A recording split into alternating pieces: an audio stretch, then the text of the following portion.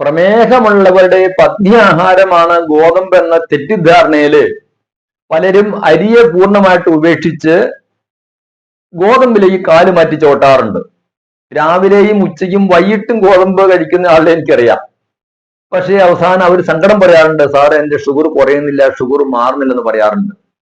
ഇതിന്റെ കാരണം എന്താണെന്ന് വെച്ചാല് നമ്മൾ വിചാരിക്കുന്ന പോലെ ഷുഗറിന്റെ കുറവൊന്നുമില്ല ഗോതമ്പില്. 73% ഷുഗർ ഉണ്ട്, അരിയിൽ 77% ഷുഗർ മാത്രമേ ഉള്ളൂ, 4% ഷുഗറിന്റെ വ്യത്യാസമുള്ളൂ.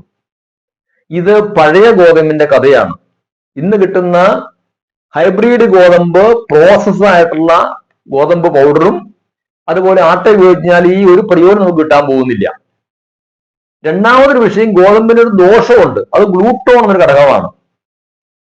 നമുക്ക് തൈറോയ്ഡ് ഉള്ളവർക്ക്, തുമ്മല്, ജലദോഷം, അലർജി, ആസ്മ തുടങ്ങിയ ശ്വാസകോശ രോഗമുള്ളവർക്കും ഗോതമ്പ് നല്ല ഭക്ഷണമല്ല.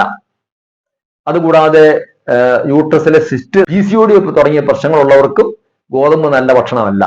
അതുകൊണ്ട് ഗോതമ്പ് ഒരു നിരുപദ്രവകാരിയാണ് എന്നുള്ളൊരു തെറ്റിദ്ധാരണ നിങ്ങൾ ഉപേക്ഷിക്കണം എന്നാണ് എനിക്ക് പറയാനുള്ളത്.